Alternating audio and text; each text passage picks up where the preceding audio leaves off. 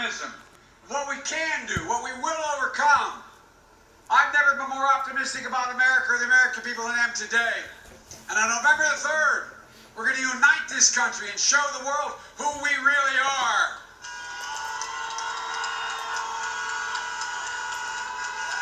I know it's hard. Oh, these past few months have been so much pain, so much suffering, so much loss. Over 225,000 dead Americans because of the negligence and the consequence of COVID. More than 16,000 here in Florida alone. As I said in April, Carl Anthony lost his mom. Millions of people out there are out of work, on the edge, can't see the light at the end of the tunnel, and Donald Trump has given up. Over the weekend, his White House Chief of Staff said, and I quote, "We're not going to control this pandemic." In the debate last week with Donald Trump, he said, "We're rounding the corner. It's going away. We're learning how to live with it." No, he expects us learning how to die with it. That's what I told him. He's doing nothing.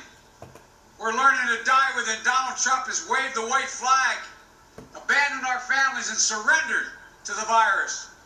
But the American people don't give up. We don't give in. And we surely don't cower, and nor will I under any circumstances. President Trump's super spreader events, and he's spreading more virus around the country. And here in Florida today, he's spreading division and addition, division and discord. We need a president who's going to bring us together, not pull us apart. I'll put in place a plan to deal with this pandemic responsibly. I've already done it. And bring this country together around testing, tracing, and masking. It's estimated by the leading doctors in America, including Trump's own director of the CDC and Dr. Fauci.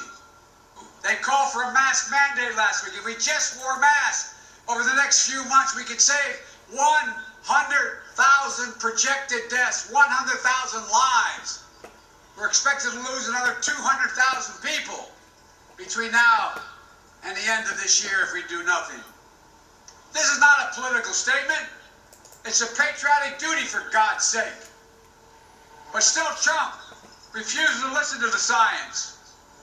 And we shouldn't be politicizing the race for a vaccine either. We should be planning its safe and equitable and free distribution, providing the funding for PPE, the mask, and everything we need to protect ourselves, setting a national standard for schools and businesses to reopen, bringing together Republicans and Democrats to deliver the economic relief that's already been passed in the House of Representatives, for working families, the unemployed, for schools, for businesses, allowing you to stay in your home, but they don't have the money for rent, allowing you to stay in your home.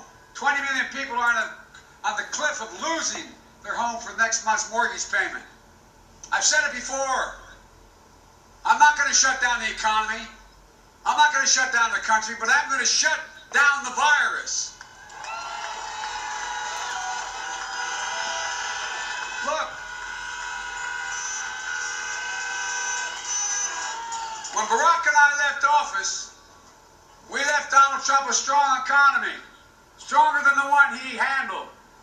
And just like everything else he inherited, he blew it. Now he's squandering that economy like he squandered everything else. But we can build back, and we can build back better with an economy that begins to reward work, not wealth.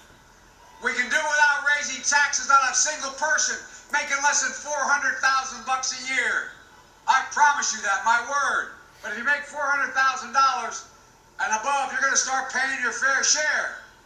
Ladies and gentlemen, all we're going to ask is the wealthiest among us and the major corporations just began to pay their fair share.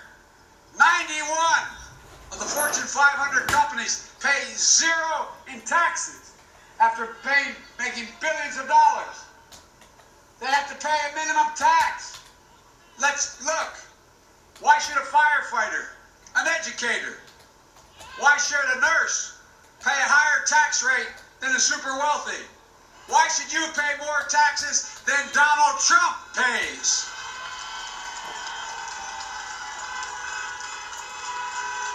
And that's a fact. $750? he said when I was raised a while ago? How he only paid a little? He said, because I'm smart. I know how to game the system. He games the system at your expense. Games the system at the expense of hard-working American people. We're going to deliver tax relief for working families in the middle class. We're going to help people buy their first home, pay for their health care premiums, and for child care. We're going to care for the aging and loved ones. We're going to make sure you can wipe out your college debt as well.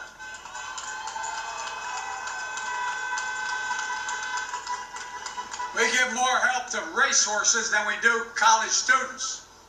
Look, Trump got this Supreme Court justice passed. And he did it for one reason. To try to destroy the Affordable Care Act again. Since he got in office, he's been trying to, and the Republicans have been trying to multiple times, try to get rid of the Affordable Care Act. If they get their way, this time, 100 million Americans will lose their protection for pre-existing conditions.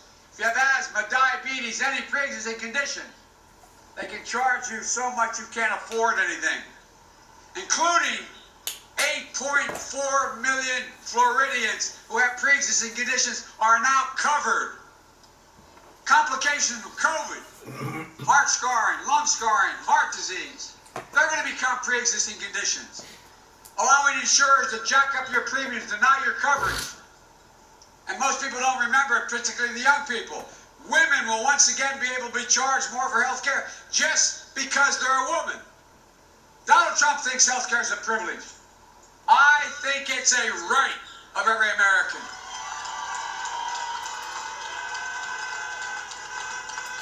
If you all get out and vote, we'll not only restore Obamacare, we're going to strengthen it and build on it.